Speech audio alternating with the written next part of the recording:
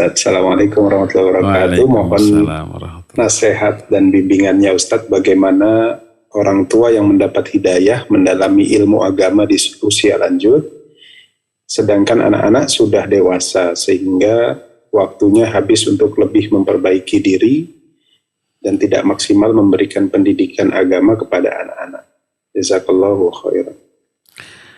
Baik, wa jazakallahu khairan. Ikhwan atau akhwat di Texas. Yang pertanyaan dibacakan di Abu Dhabi. Dijawabnya tetap dari salat Syawal.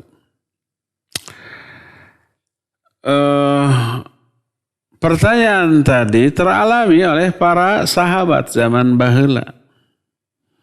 Ketika Nabi SAW mendakwahkan Islam, para sahabat banyak yang sudah tua. Sudah usia 70 tahun. Ada yang lebih, ada yang kurang sedikit. Tapi mereka tetap belajar Islam. Ada yang sampai mereka hafal Quran. Sampai mengetahui hadis-hadis Nabi SAW. Dan menerapkannya dalam kehidupan keseharian. Jadi usia berapapun belajar tetap wajib. Talabul ilmi fardhatun ala kulli muslim. Menuntut ilmu itu wajib bagi setiap muslim. Tidak dibatasi oleh usia, status, pekerjaan, dan seterusnya.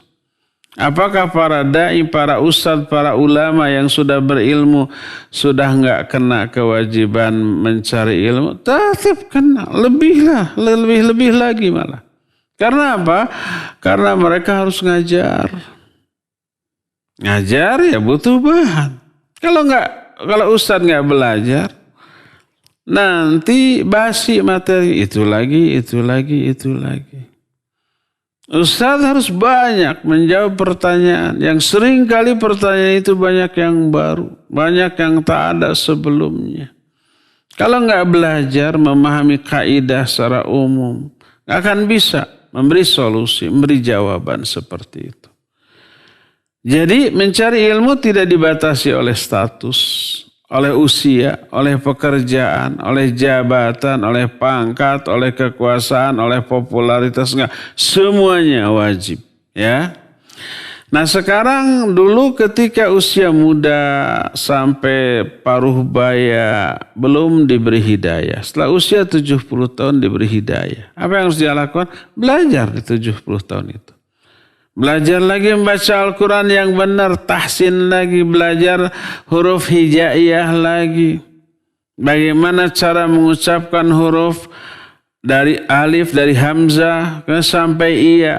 Walaupun seperti anak TK lagi nggak masalah. Silakan belajar lagi. Makharijul huruf. Agar benar. Setelah benar pengucapan huruf-hurufnya baru nanti ke tajwid. Cara membaca per kata, per kalimat secara benar. Tajwid makhraj benar. Nanti tinggal melancarkan dengan mempersering bacaan. Dengan disimak nanti. Begitu terus, ya. Maka usia kapanpun tidak boleh terhalang untuk belajar. Jangan sampai saya udah 70 tahun, masa malu belajar kepada lulusan SMP atau SMA. Nggak perlu malu. Saya umpamanya dulu sejak SMA, saya sudah mengajar tajwid dan makhraj ala kadarnya.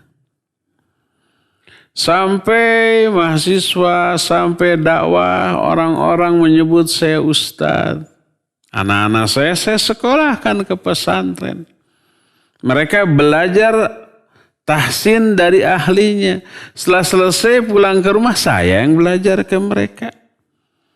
Coba betulkan ini, bacaan Bismillahirrahmanirrahim saya. Sebab ketika saya jadi imam, di belakang ada anak saya, begitu pulang ke rumah, Syabi itu hanya tuh kurang gede itu tadi itu, waktu imam, gitu. Tadi roknya itu, harusnya dibacanya tafhim ini, tarqiq ini. Nggak boleh begitu, harus tebal, nggak boleh tipis, ulu.